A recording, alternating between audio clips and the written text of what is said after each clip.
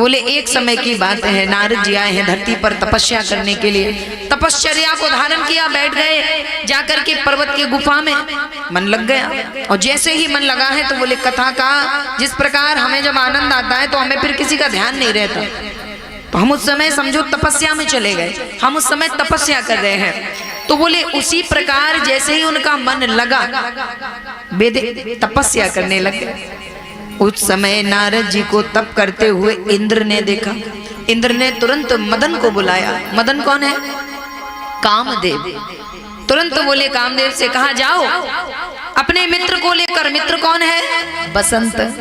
पत्नी को भी ले जाना। पत्नी कौन है? रति। अपने 5 बाणों को तरकश में भरा, हाथ में फूलों का धनुष लिया और बोले सुसज्जित होकर बसंत आ गया और 3 प्रकार की वायु बहने लगी, मंद, सुगंधित, शीतल। बसंत ने 6 ऋतुएं एक साथ ला दी, जबकि 6 ऋतु एक साथ नहीं आती है, आ गई। सुंदर फूल खिल गए हैं, बगल में भी फूल खिल गए। बोले ऐसे ही बसंत ने सुसज्जित कर दिया प्रकृति को, आनंदित करके। बोले बसंत ने इशारा किया कामदेव को कि अपने बाणों को छोड़ दो। आज बोले फूलों से बने धनुष को जैसे ही हाथ में पकड़ा है, फूलों से बने धनुष को जैसे ही पकड़ा है तो बोले 5 बाणों को छोड़ा, लेकिन कोई प्रभाव नहीं हुआ। बसंत ने बार बार क्षोभ करने वाले प्रभाव को डाला, कोई प्रभाव नहीं हुआ। अब रति ने प्रयोग किया, नहीं हुआ कुछ। कामदेव बार बार प्रयास करके थक गए। जब थक हार गए तो बोले कहाँ गए? थक हार कर गए हैं बोले इंद्र के पास। इंद्र से कहा महाराज तुम वैसे ही पागल बने हो। अरे नारद जी को तुम्हारे इंद्रासन से कोई लेना देना नहीं है। अच्छा, बार बार नारद जी को परेशान किया कामदेव ने, लेकिन कर नहीं पाए। क्षोभ उत्पन्न करने का प्रयास किया, लेकिन प्रयास असफल हो गया, प्रयास बेकार हो गया।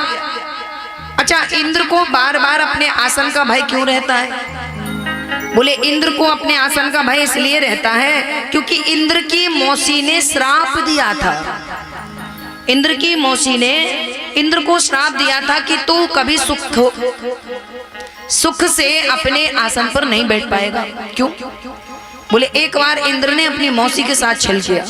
मौसी ने व्रत धारण किया और ये पहुंच गया उनकी सेवा करने के लिए। सेवा करने के लिए गया, चरण दबाने लग गया। भूखी थी मौसी और बोले उसने उसी समय प्रसाद पाया। जूठा मुंह था और जो व्रत में बहुत विकट व्रत कर रहे हो, जिसमें काफी दिनों तक कुछ खाना ना हो, केवल फलाहार लेना हो या लौंग से या दूध से रहना हो, तो उसमें शरीर थक जाता है। तो जैसे ही कोई ऐसी थकावट में चरण दबाए तो बोले नींद तो आएगी। मौसी को जब नींद आ गई तो इसने क्या किया कि मौसी के गर्भ में संतान थी, इसने छोटा रूप बनाया और मौसी के उदर में प्रवेश कर गया मुख से, क्योंकि जूठे मुंह लेटने से मौसी का मुंह खुला रह गया।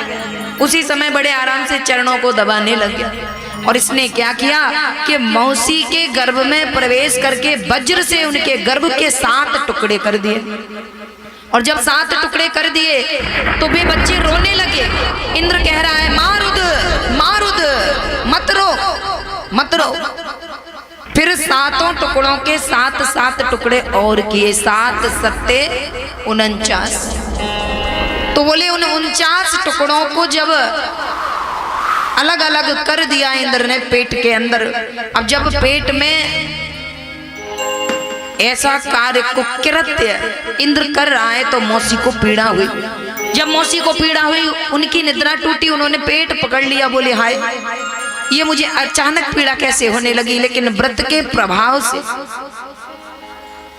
व्रत के प्रभाव से बोले पता चल गया कि इंद्र मेरे पेट में है, मेरे बच्चे को काट रहा है। बाहर से मौसी ने कहा इंद्र बच्चों को मत मारो, मैं ये बच्चे तुम्हारी सेवा में लगा दूंगी, ये राक्षस नहीं बनेंगे। इंद्र की मौसी कौन है? दिति। इंद्र की माँ कौन है? अदिति। इंद्र की एक और मौसी है जिनका नाम है दनु। तो बोले कहा कि मौसी मुझे क्षमा कर दो। बोले मैंने सारे पुत्र तुम्हारी सेवा में दिए, इन्हें मत मारो इंद्र। इंद्र ने जब सुना तो बाहर निकल आया और जब बाहर निकल आया तो बोले अब क्या हुआ, मौसी को क्रोध आ गया, तो क्रोध में आकर के मौसी ने इंद्र को श्राप दे दिया। कहा कि जा तू हमेशा अपने आसन के लिए भयभीत रहेगा, हमेशा तेरे आसन को छीना जाएगा, तू चैन से एक वर्ष भी अपने आसन पर तू विराजमान नहीं हो पाएगा, मैं तुझे श्राप देती हूँ। और चूंकि माता ने बताया था कि मौसी गर्भवती है, तो माता को भी श्राप दे दिया कि तुम्हारे भी 6 बालक मारे जाएंगे। ये कथा अलग है, वो कृष्ण चरित्र में, भगवान श्री कृष्ण के पावन चरित्र में जो भाई भगवान श्री कृष्ण के मारे गए, वो उसी श्राप के कारण मारे गए। तो बोले इंद्र को श्राप लगने के कारण बार बार भय रहता है कि बोले तू आसन पर नहीं बैठ पाएगा।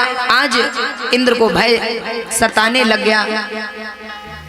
जब भय सताने लग गया तो बोले भय के कारण इंद्र ने भेजा कामदेव को, तो कामदेव जाकर के प्रयास किए, लेकिन वापस आकर कहा महाराज उन्हें आसन का कोई लोभ नहीं है, आप निश्चिंत हो जाइए और बार बार उनके तप को भंग करने का प्रयास मत करिए, ये बहुत बुरा काम है।